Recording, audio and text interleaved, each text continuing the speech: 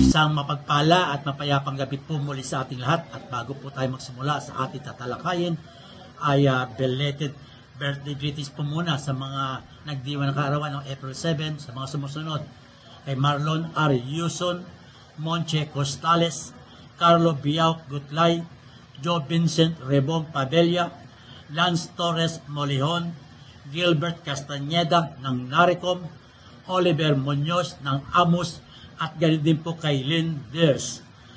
Ganun din po, belated birthday greetings po sa mga nagdiwang ng kaarawan noong April 8, sa mga sumusunod kay Mac Cueto ng Mac Sports. Belated birthday greetings po, Boss Mac. Ganun din po kay Leon Senisa Jr., may kumare Loida Garcia, buting may bahay po ng ating pong PBA training referee na Magnolia, si paring Ayot Bibo. Ganun din po kay Mark Colcol, Reden Cristobal, Marilyn Monye, Romar L. Navarro, at John Reno. Maligayang kaarawan po sa inyo lahat. Ganyan din po, belated happy 34th wedding anniversary kay Coach Ringo Pajarito Jimenez at sa kanyang beloved wife, Cheryl Jimenez. Sila po ay nagdiwang na kaarawan ng wedding anniversary noong April 5. Stay forever, Coach, to both of you, and be blessed. Ganyan din po, shout out po kay Doc Gil Diaz ng Baricom Incorporated, Borawin Chapter ng Southern Leyte. Ganyan din po kay Ayel Millanas ng Bohol. Si Ayel po ay member po ng ARA, ng ABO at ng INBRA. Ang ABO ay Association of Bohol Basketball Official at ang INBRA ay Inabanga Basketball Referee Association. Ang ating pong tatalakayin sa gabing ito ay ang warning whistle. Ito po ay matatagpuan sa FIBA Referees Manual, Individual Officiating Techniques, o yung IOT, doon po sa version 2.12.1.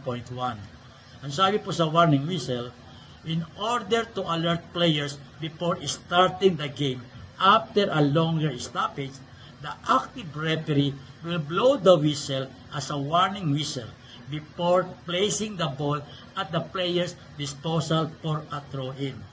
Okay, kailan po natin i-apply ang warning whistle? Ito po yun, no? The warning whistle also applies before the opening toss and to the following throw-in situations. Okay? Pipito lamang po si referee Pipito sa mga sitwasyon na ito. Una, before the crew chief enters the center circle to administer the opening toss. So, bago po papasok ang crew chief sa center circle to administer the opening toss, pipito muna si referee Pipito. Pip! Bago na papasok. Pangalawa, before a throw-in taken at the start of each quarter and in each overtime. Bago po magsimula ang second quarter, third quarter, fourth quarter, o each overtime, nasa sa mid-court line, straddle yung throw-in end, bago niya ibigay pipito ulit si referee Pipito. Dito po sa and each overtime, wala po yun sa manual, pero isinama ko po yan kasi mukhang nakaligtaan ng FIBA.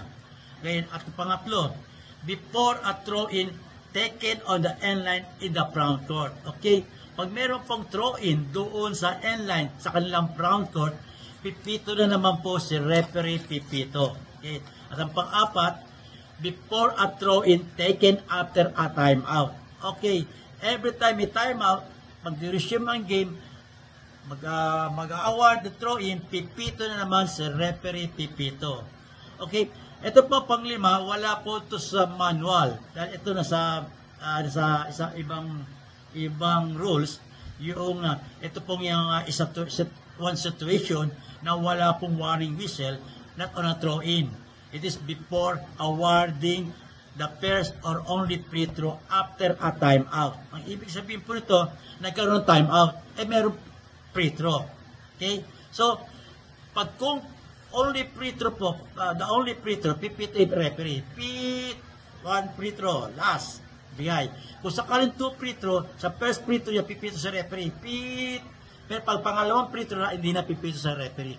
Doon lamang po sa pipito sa first free throw. Kung tatlong free throw po siya, doon sa first free throw, doon lamang pipito sa referee. Sa pangalawa, sa pangatlo, hindi na po pipito sa referee, pipito.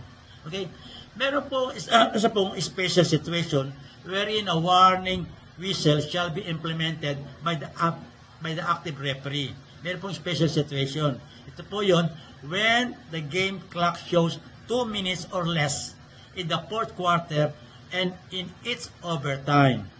Pag merong during the last 2 minutes po, sa fourth quarter or overtime, and there is a throw-in sa number 2 po, and then again, at if that happens, nakunta sa number 3, the active referee must blow his whistle and shall use an illegal boundary line crossing signal before administering the throw-in.